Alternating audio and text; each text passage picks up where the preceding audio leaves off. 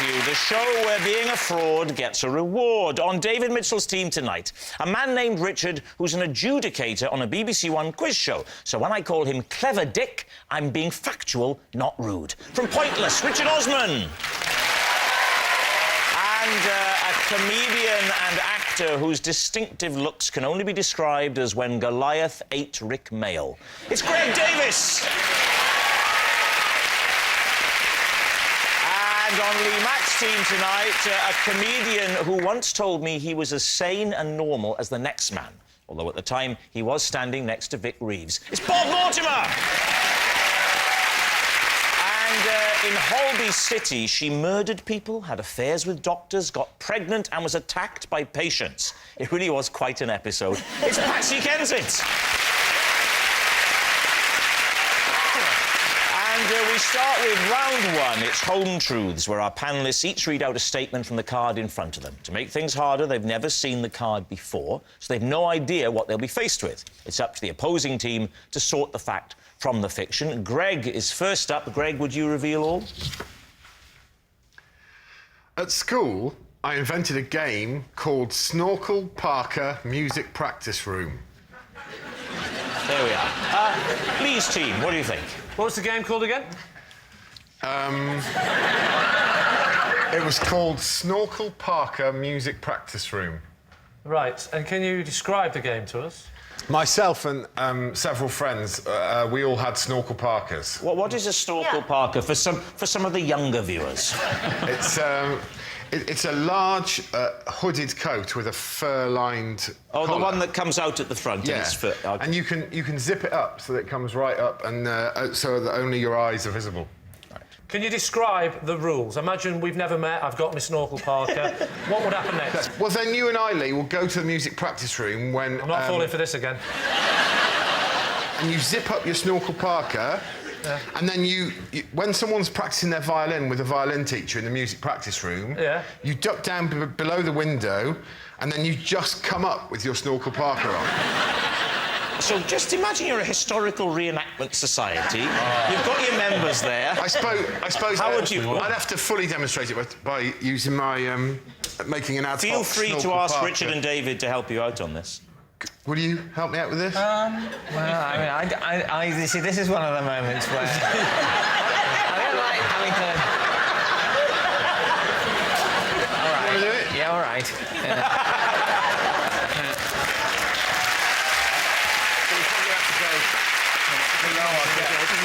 Below, I guess. Yeah. All right. So if you imagine that this was the music practice room and there was someone in there having a lunchtime violin lesson, you would wait until they were in mid-tutorial and Right, I'm picturing it, yeah. and then together, after three. OK, yeah. 1, 2, 3.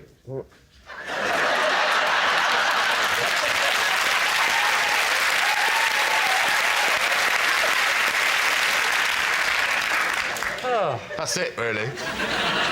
Was the secret to the game the fact that they never knew who you were? They wouldn't know you were because there's only your eyes showing. And he'd tell you to go away, so you would all duck down away, and then you'd leave it for a minute. And then come back and then up you'd just come back up again, yeah. What age were you?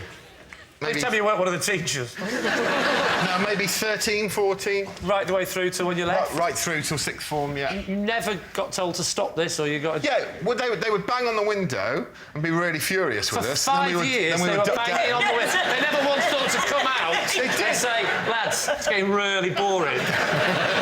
But you see... we know you are, Greg, because you're 8'6". But just out of interest, by show of hands, who would like to play Snorkel Parker Music Practice Room? I'm quite keen on the game. I've already played it. I didn't really enjoy it. It sounds ridiculous. I mean, the last It time does sound utterly ridiculous, Greg. It's almost as if you're lying. Do you think he is lying, Lee? What are you going to say on this one? Well, I actually believe him. I could just see you doing that for kicks and giggles. Bob, which way are you leaning with this? Well, it's got the anticipation, it's got the jeopardy, it's got the lot. What a game! Greg, Something tells me you're going to get a phone call from Waddington's. If this gets picked up, this is just because I've talked about it now. It's mine, right? It's only yours Yeah. if you really played it. If it's a lie, then you haven't copyrighted Well, it. if it is a lie and I've just read it off this thing, whose idea is it? Well, the person who wrote the lie. I'd like to maintain the rights to Balaclava Sports Hall. if anyone's interested. Right, Lee, it's time to take a guess. What are you going to say? We're going for true. You're saying it's true. OK. Greg, were you telling the truth? Or were you telling Well, it? right, because that would make me utterly pathetic, wouldn't it? Yes, I was telling the truth. Yes, it's true. Greg did invent a game called Snorkel Parker Music Practice Room. At school, Greg was very popular with the other pupils. Not surprising, really, considering they'd created him in a science lesson. Richard, you're next. I once buried a badger with the banker from Deal or No Deal. Lee's team. I know the programme, but who is that? Who is the banker? We never hear the banker, do we? No, I'm not allowed to tell. If I told you, I would have to bury you alongside the badger, I'm afraid. Oh, so the badger found out. Is that what happened to him? What's burying the It's a badger a euphemism for? This banker, can you describe him to me, please? Yes, I could do. He's just a guy, like you and I. Somewhere in between Well, you which and one I. is it? Somewhere in the middle. Why do you know the guy from... I know that way back when I used to be the producer of Deal or No Deal. Right, and what's his name? He is called the banker. No, what's his real name? I can't tell you what his real name is. It's on the credits of the show. Tell us. What does it say in the credits of the show? It says the banker as himself. Why was the badger dead? Yeah. We hit it with a car, unfortunately. What were you doing in the car with him? About 70.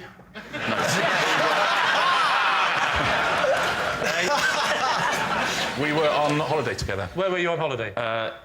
Badger country, Cornwall. Was Edmund there? Sorry, I'm not part of this, am I? Sorry. It's a good question, though, Greg. Was Noel there? No, it was a holiday.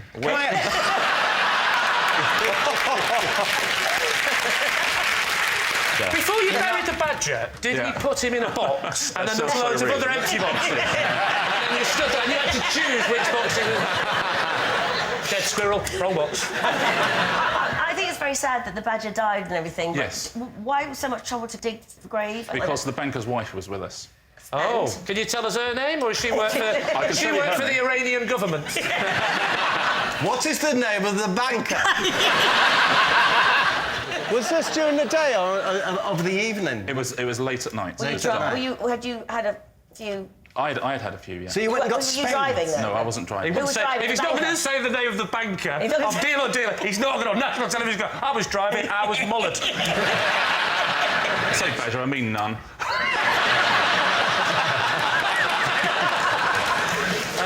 And then what? The banker's wife then says we should bury it. The banker's wife. It sounded like Cluedo, this. Go on. To which the obvious answer is we're not going to bury it. It's 2 in the morning. Right. It's really cold and it's dark. What's happened then? So the badger is dead. Yeah. Sad occasion. I'm not underestimating the sadness of it. And there's probably a badger wife and badger children at home, so that's... I accept Are you not that's allowed to sad. say their names either? So you checked the gender of the badger, then? You know it was a male badger? Or a female badger in a same-sex relationship who've adopted a small badger, perhaps an orphaned badger without a home in need I think of you're rest? wildly overestimating the sophistication of the badger community. But what happens next? We went back, got spades, Yeah. went back to where the badger lay prone, buried it, said a few words, What did you say? Yeah. just said, Lord, protect this badger. Or worse to that effect. If only you'd have said it an hour earlier.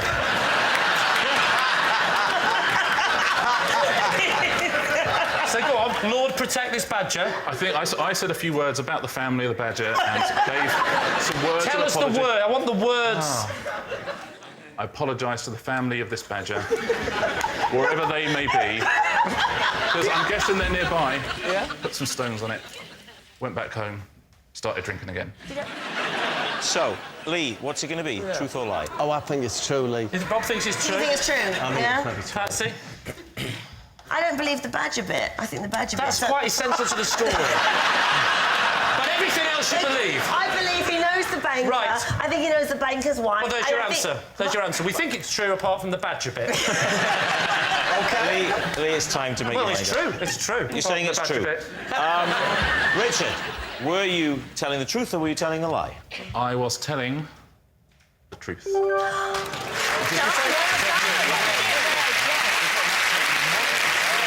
Yes, it's true. Richard did bury a badger with the banker from Deal or No Deal. Patsy, you're up next. When I was younger, I was regularly paid to babysit Marvin, my neighbour's pet dog, who had died and been stuffed. David's team. Right. So that you were babysitting the dog only post-mortem. Yes, after he died. What did your duties involve? Well, they were elderly people. They'd leave out, like, food and water. And what I used to do, because I felt so sorry for them, was I would sort of pour a bit of the water away and, like, half the food and stick it in, you know, the rubbish under some kitchen or... So they come back to, you see? Yeah, he's alive. He is alive. They thought the dog was alive, did they? Well, no, they can't have, but they behaved... I mean, it was a very unusual family. And she showed pictures, framed pictures of him when he was alive and when he was stuffed. How do you know the difference? Well, the photographs? Because it wasn't a good stuffing. I suppose the stuff one, he always looks exactly the same wherever he was. Yeah, his expression didn't change much. What sort of dog had Marvin been before? Yorkshire Terrier. Right. And what... And we had a Yorkshire Terrier called Pepper, who was alive, I'd like to say. That was rubbing their nose in it, wasn't it? Stuffed peppers. But our dog...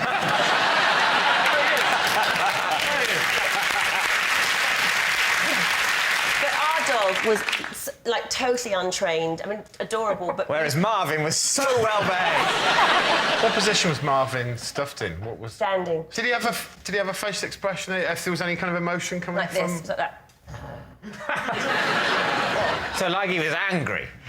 Like he died in a battle. Maybe he was stuffed to death. Yeah. What a way to go. If I had a stuffed dog that was stood up, I'd put one of its legs in a bucket, then I'd always know where that bucket was. What do you think, David? Which way are you leaning on this? What do you think, Richard? Sounds quite convincing. You're convinced? Well, I think it's impressively told if it's a lie. I think impressively told. A You lot know, of the that's detail... question. You're not an actress, are you, Patsy? A lot of people say I'm not, actually. So. Well, I think it's a lie. My instinct is it's the truth. We're going to say it's true. You're saying it's true. OK. Oh, no. Patsy Kensit, were you telling us the truth or were you telling us a lie? That story was a lie. Yes, it's a lie. Patsy wasn't regularly paid to babysit her neighbour's stuffed pet dog. So at the end of that round, Lee's team are in the lead by 3 points to 0. Well done, team. Well done.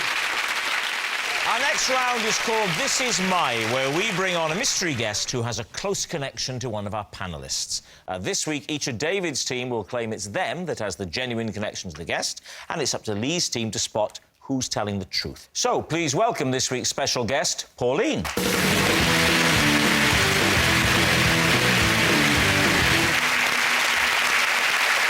So, Richard, what is Pauline to you? This is Pauline. Last year we met at a Snoop Dogg gig and we bonded because we were the two oldest fans in the room. David, how do you know Pauline? This is Pauline. When I was a cub, she was the Arcala, and she had to take me out of the scout hut once for asking too many questions when we were being given a talk by the police. And finally, Greg, your relationship with Pauline? This is Pauline. She's my mum. She once drove past me when I was having my first fight and got out of her car to cheer me on. Lee's team, where do you start? Greg, how old were you on this first fight? 12? Right. And so where was this? At school? No. Where was it? Outside... Outside the music room? It was in a street. In the street? Yeah. Who were you fighting? I honestly can't remember his name. He was a lad, and he was in the year above me. And I remember he had fairly distinctive red hair. Is that why you fought him? I fought him because he'd fought one of my friends. Oh, OK, so this was like a... Revenge. You were like doing a heroic gesture. Yeah. And he was older than you. Yes. What was your friend called? Well, I'm from Shropshire, so he was called Chinese Dave. Is everyone called Chinese Dave in Shropshire? No, I just think he was called Chinese Dave, and I honestly don't know the reason, because he certainly wasn't Chinese. I think it's because he used to wear a hat. No, that would be it. That would be it. That'll be it, probably. What was your fighting technique? Do you recall? It was a sort of windmill of bones, just like this. Windmill of bones. I give you the windmill of bones. What was your mum shouting at you by way of encouragement? I mean, as I recall, it was just get in there. Do him, yeah. Get in there, son, is what I... And was she there the first time you had sex? This was in the street. Your mum was driving Yeah. past you, saw you. She knew about the attack on Chinese... Dave. Dave, yeah. Who wears a hat. So I presume she saw what was going on and thought, oh, it's good that my son is avenging Chinese Dave's... So, did she get out of the car or just do it from the from the window? window. Was it a drive-by? She got out. Who didn't win the fight? Did your mum then... Surely she stepped in and stopped her, or did she say, keep fighting? Well, let me tell you, Patsy, the fight came to a fairly abrupt end. Why? And I'm going to give you some very specific detail now. Thank you. Because I was chewing polos during the fight. Please, no, you're not going to try and convince us that they came out and your mum thought it was teeth. Hear me out. I got caught in their mouth, and literally I spat polos everywhere. And my mum went, oh no, it's teeth, it's teeth! What's your mum called? Pauline. Has she got a nickname, like Heckling Pauline or anything? No, although I would tell you, she has an impressive history, because she was in a play fight with my dad once, and he locked himself in a toilet, and to get to him in the play fight, my mum punched a hole through a door. So there's obviously a violent streak in this one. Yeah. It is true, though. It's definitely true. That is my mum. Who's next? Who are you going to do next? OK, so we'll go with David, shall we? Yes. David, just let me recap. Am I right in saying that there was a talk by the police at the Cubs? Yeah. And you asked one too many questions to the policeman? Yes, I was full of questions. What kind of questions were you asking? Well, I was asking about various, issues involved in fighting crime. How old were you? I think I was about 8. Right. What kind of crime-fighting questions were you asking? Well, there was a problem, I felt.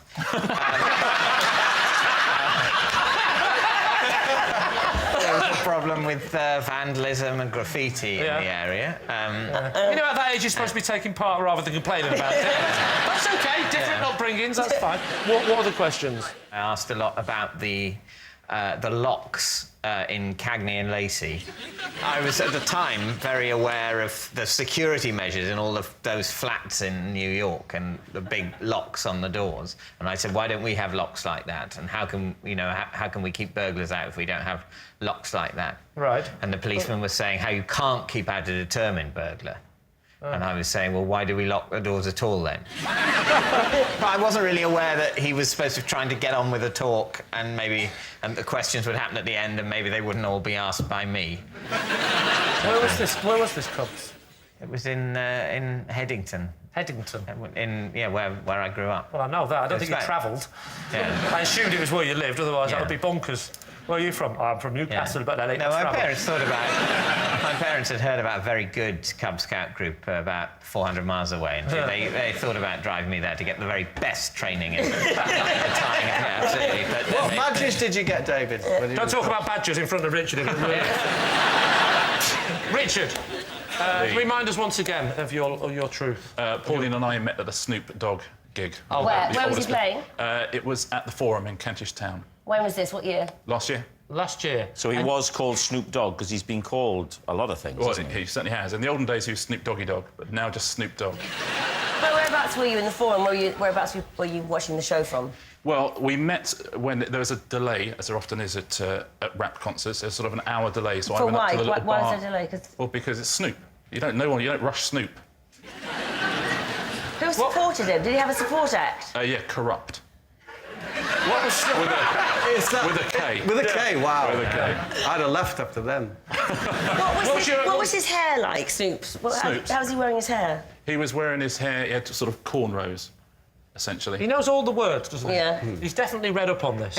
And so you guys, your eyes met across the... No, in this delay, I went up to... There's a little quieter bar upstairs, and I went up there to play a bit of Scrabble on my phone. Oh, God. Because I was with younger people and they were enjoying the support act, they were enjoying the fact that there was a delay and there was loud music playing, I was enjoying it less. Yeah. Pauline was reading a book. Right. So I thought, OK, she's quite bored as well of this thing. So, anyway, I'm playing my thing. She said, oh, what are you doing? Yeah. And I said, I'm playing Scrabble on my phone. She said, I didn't know you could play Scrabble on a phone. Right. So I showed her, and then we started playing Scrabble on a phone, have done ever since. And then... Ever since? Well, you're going out with each other now. You know what, Lee? Early days. Okay? Have you actually met up with Maureen since? Pauline. You're not going to be able to dissect us with those blunt little... So, Lee, where's this leading you? What are you thinking, Lee? Patsy, do we believe any of these people? Because they're all sounding chronically untrue. The Chronic, of course, was one of the first albums Snoop was on. Dr. Why did Dre's you... The Chronic.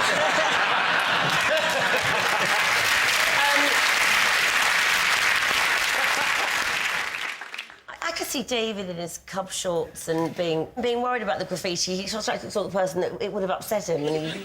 I'm intrigued by this slight physical resemblance between Greg and the lady. I know what you mean, yeah. Do you mind standing up, Greg, again? Would you stand next to this lady you claim to be your mother? Next to my mum? Well, let's call her a woman for now. Right. Now... I'm guessing, for this mean average to work out, your dad is the Jolly Green Giant. No, but you see, Lee, it's a fact that a son has to be taller than their mum.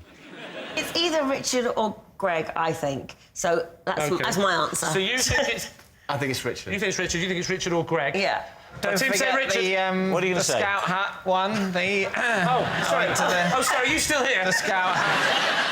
OK, I need an answer, and I really do need it now. for David. He's trying to double bluff me at the end, so I'm going to go with saying David. it's David? And if it is David, I'll be so happy now. You're saying it's David? I think it's David. OK, Pauline, would you please reveal your true identity? My name is Pauline. I am Greg's mother. And...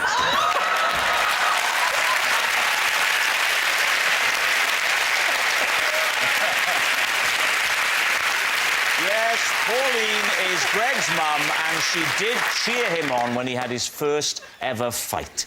It must have been awful to see him fighting. Wonderful. Wonderful. Thank you very much, Pauline. You're welcome. So at the end of that round, Lee's team are in the lead by 3 points to 1. Which brings us to our final round, Quickfire Live. And we start with... Bob. I can break an apple in half with my bare hands. David's team. What is your technique? I take it in the hands. Yes. Are your hands bare at this point? Of course they're bare. Yes. Friction's very much part of this this equation. You must pull it, I'm going to say east to west.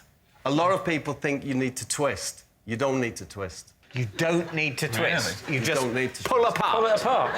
How do you get the Pull the grip? apple apart. Won't your hands just slide away from it? I'd have thought you'd need to twist. If you twist, you fail. Twisting equals tears. So you just grip the apple in your hands and then fling them apart, and you have 2 half apples. No, I rip it apart. Yeah. The way you were miming it then, there's like downward pressure from the thumbs, almost as if you're trying to open it like a book. Yeah. Is that what it's like? Because I can believe that more than the just grip, bang! Yes. No, David, that's fair enough. Yes, It's just so you're almost like you insert. Oh, but I so wish it was bang. It's not. No, you're inserting the thumbs to try and pull it apart that way. No insertion. All right. No, but that's downward the grip. pressure. Downward pressure. And there it is. Yeah. So where are the thumbs? Are the thumbs either side of the stalk? You know where the thumbs are, David.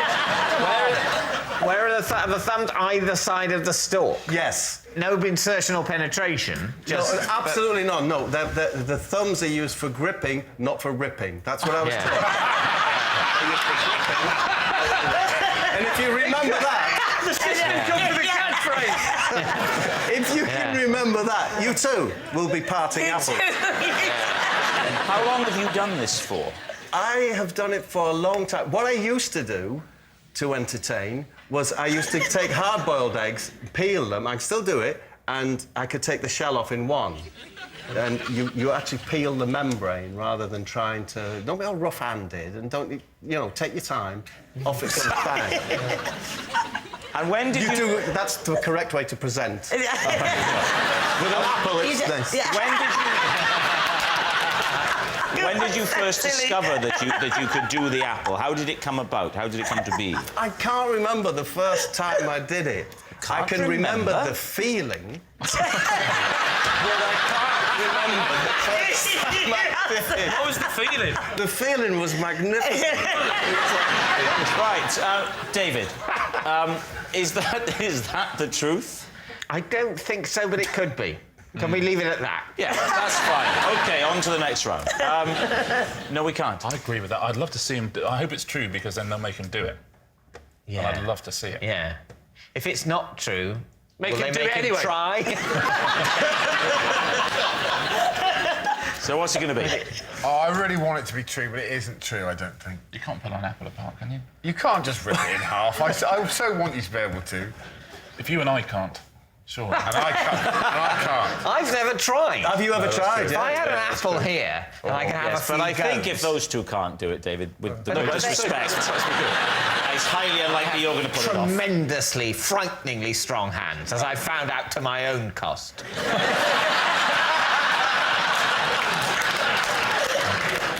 So you think it's a lie, then? I'm afraid I do, OK, yeah. well, I'll go with the Giants. You're going to say it's a lie? All right, you're saying it's a lie. Bob, were you telling the truth or were you telling a lie? I was telling the truth. Yes. Well, guess what I've got under the desk? My trusty box of apples. It's a proper apple. Ready, Yes. Bob? It's a big one. Thank you.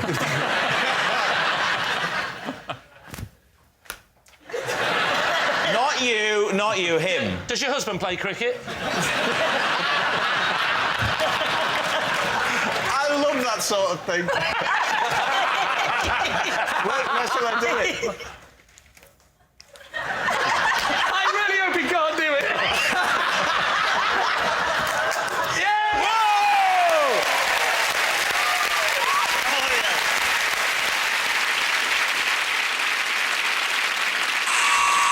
And that noise signals time is up. It's the end of the show, and I can reveal that Lee's team have won by 4 points to 1. But it's not just a team game, and my individual liar of the week this week is Richard Osman. Yes, Richard Osman. He's nothing but a liar, which means that the thousands of people who lost on Pointless, thanks to his adjudication skills, can now seek compensation. Good night.